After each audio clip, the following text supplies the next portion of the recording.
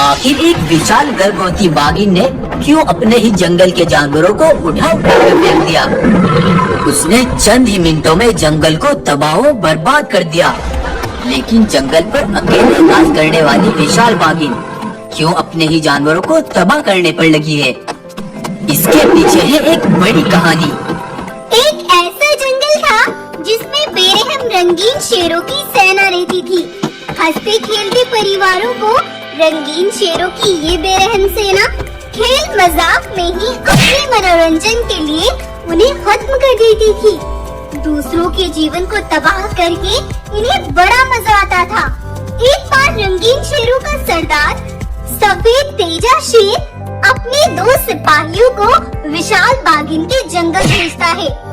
जालिम रंगीन शेर यहाँ भी जानवरों को अपने पंजों में दबोच कर उन्हें खाने लगते हैं। लेकिन यहाँ से गुजरने वाला विशाल बाघिन का पति रघु बाघ ये देख लेता है। वो तेजी से दौड़कर पीछे से उन पर वार करता है और उन्हें वहीं जख्मी कर देता है। रघु बाघ उन दोनों को एक बक्से में डालकर दूर एक नदी पर ले जाता है और ये नदी तेजा के जंगल से जाकर मिलती थी और रघु उस बक्से को नदी में रख देता है। पानी के तेज बहाव में बक्सा बहता बहता आगे चला गया। उधर रंगीन शेरों का सरदार तेजा शेर नदी पर पानी पीने के लिए आया हुआ था।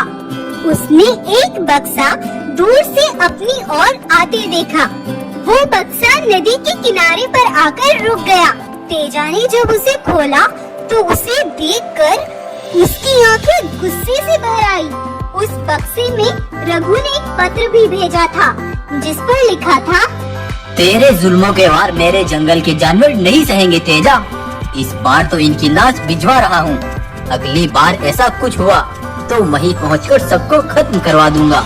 एक साधारण बाघ की इतनी हिम्मत नहीं हो सकती कि वो मुझे ललकारे।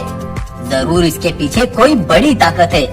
तब तेजा अपने सिपाही को जंगल में उसकी जासूसी करने भेज देता है। शाम के समय विशाल बाघिन अपने पति रघु के साथ वापस अपनी गुफा पर लौटती है। महाराज रघु, मैं बहुत खुश हूँ क्योंकि कुछ ही दिनों में मेरे गर्भ में पल रहे ये मासूम बच्चे हमारे जंगल में होंगे। हाँ बाघिन, मैं तो आसपास के जंगल के सभी जंगलवासियों को दावत पर आमंत्रित करूँगा। उन दोनों के बीच की ये बातें तेजा का सिपाही कान लगाकर चुपके से सुन रहा था और वो दबे पांव वहाँ से अपने जंगल के लिए निकल गया। महाराज, 2 बड़ी खबरें लेकर आया हूँ। वो रघु अपनी पत्नी के बलबूते पर हमें आंखें दिखा रहा है। उसकी पत्नी विशाल है। उसके अंदर 100 शेरों से भी ज्यादा ताकत है। और दूसरी खबर ये है कि वो गर्भवती है। जल्दी अपने बच्चे को जन्म देने वाली है।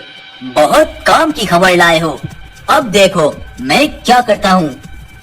तब तेजा ने अपने उसी सिपाही को एक गाय की खाल पहना दी और उसे एक ऐसा विष दिया जिसे पीकर हाथी जैसा ताकत रखने वाला जानवर भी पागल हो सकता था। सेवक की खाल में गाय गर्भवती बाघिन तक पहुंच जाती है। मैं जानती हूँ बाघिन, अब कुछ ही दिनों में आप हमारे जंगल को नया वारिस देने वाली हैं। इसीलिए मैं काली पहाड़ी पर रहने वाले एक बहुत बड़े तांत्रिक से ऐसी देसी जड़ी बूटियों का अर्क बनवा कर लाई हूँ जिसे पीकर तुम्हारे बच्चे बड़े स्वस्थ पैदा होंगे।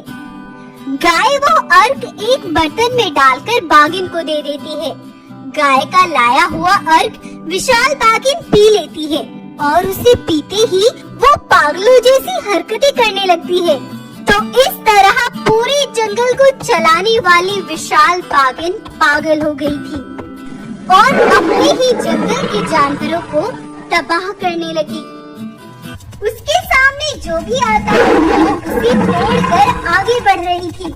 लेकिन जब रघु ने यह देखा तो वो बहुत चिंतित हो गया। जब बाघिन हार थक कर बेहोश होकर नीचे गिर गई, तब रघु के बहुत से सिपाहियों ने उसे एक मजबूत पिंजरे में बंधवा दिया और यहाँ के सबसे बड़े मशहूर तांत्रिक को रघु ने अपनी गुफा पर बुलवाया, जो पीछे होने वाली सच्चाई को अपनी शक्तियों से जान लेता था।